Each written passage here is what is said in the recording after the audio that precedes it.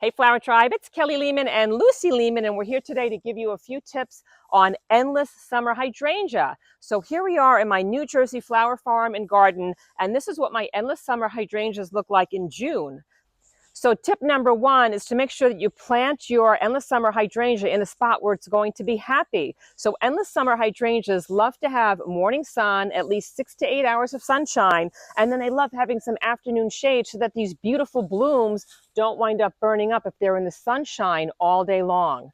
Now, if you have a yard that, doesn't get exactly 6 to 8 hours, but you're close, you can still try them out. But I have to say, a few years ago, I had all these hydrangeas. They were planted in the back of one of my farm rows, and then some of the trees from the woods kind of got really overgrown and they started casting more shade on them. And then what happened was they stopped blooming. So they didn't bloom for like 2 or 3 years, and I just knew that they weren't getting enough sunlight. So we waited until fall, and that brings me to my second tip, that if you're going to transplant any kind of hydrangea, you should wait until fall to do it when temperatures aren't so crazy anymore. And you have at least 6 weeks before the ground freezes, because you want to make sure that you put your plants in the ground and then the roots have a chance to kind of spread out and get established before the winter comes.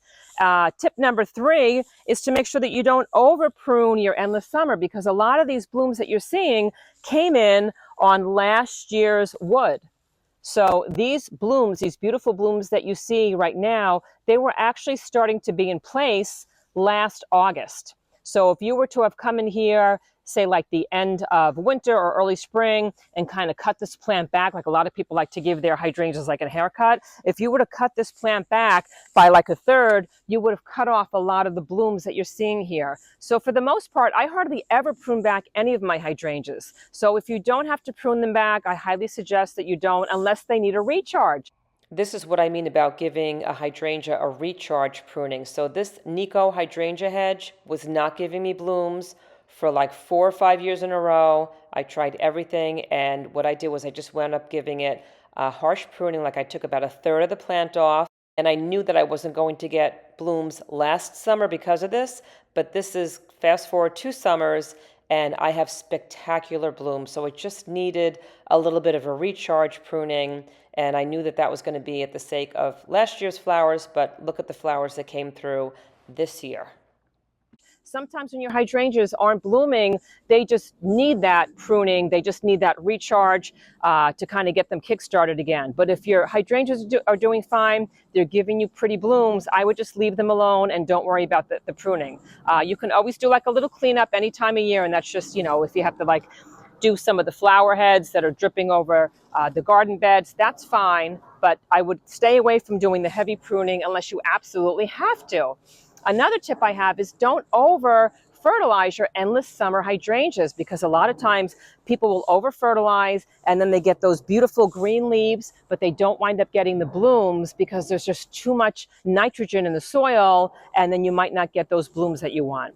So guys, make sure that you don't overwater your hydrangeas. So a lot of times in my early gardening days, I would come out here, I would give my hydrangeas a great deep root watering on super hot days, and then I would look at my blooms like at noon, and they would still be kind of like dehydrated looking. They would be kind of like flopped over and, kind of like, lackadaisical. And I would say, oh, it definitely needs more water. And I would keep watering them. And the problem is those blooms that I had watered in the morning, they weren't dehydrated. They were just doing something that's known as flagging. And flagging just kind of means that these blooms were really kind of exhausted from that hot heat on them. So they kind of deflate and they look like a dehydrated bloom. But then what happens is in the late afternoon, they'll perk up again because they just needed to cool off for a bit. So make sure that you know the difference between a dehydrated looking bloom and a bloom that's just flagging because of that hot summer sun. And this brings me to my next tip. You also don't want to go the opposite way and underwater your hydrangeas, because hydrangeas love water. They have the name hydra in the name hydrangea, and hydra stands for water. And so you want to make sure that your hydrangeas have enough water, and the best way to do that is the knuckle test. And that's basically when you dig down to the soil that's near the base of the plant, you stick your finger in up until your second knuckle, and then you feel the soil that's on the tip of your finger, and if that that soil is dry, chances are your plant does need water. But if that soil is wet or moist, you should leave it alone, because hydrangeas don't like to have soggy roots. They don't like to sit in water. And so another tip that's going to bring me to right now is make sure that you put your hydrangeas in well-drained soil.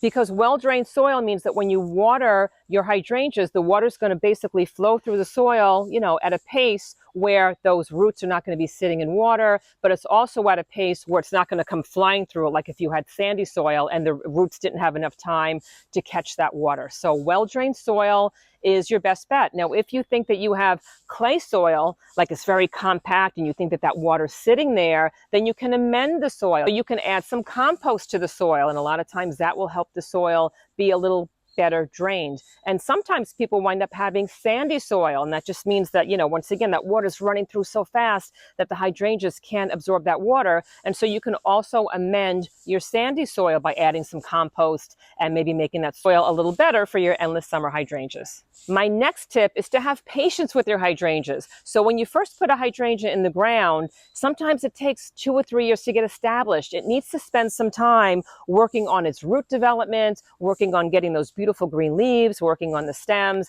and it might not put that much attention into pay that much attention into putting forth gorgeous blooms the first 2 or 3 years. So be patient. Usually by like year 3 or 4, you'll start seeing some blooms. And then once the plant starts to get established, you're going to see more and more gorgeous blooms just like this. So when we transplanted all these hydrangeas here, I didn't see blooms for about 3 years. I knew they were coming. I was patient. It was a little annoying because we only had like green shrubs here in front of the house. But now look how spectacular they are. So they're worth the wait. And so be patient with your hydrangeas, and hopefully those blooms will come through. So thank you so much for joining me in this video, and I will see you guys in the next video. Thank you so much for joining us in this video, and please say hi to us over on my Cranberry Fields Instagram page. You can also find us on TikTok, and I made a whole bunch of podcasts for you. You can find those wherever you listen to your podcast. And please also let me know where you're viewing this from in this great, big, beautiful world. I love to see how our flower tribe is growing around the globe each week. Also check out our Kelly Lehman's Flower Tribe Facebook group, because there's thousands of gardeners from all over the world, and they're asking and answering loads of garden questions over there. And know that YouTube has allowed me to have a super thanks button attached to this channel. And if you'd like to buy us a cup of coffee, or let us know if you appreciate these videos, that would be terrific. Or you could just give us a like or a comment below. I would appreciate that. And I will see you guys in the next video.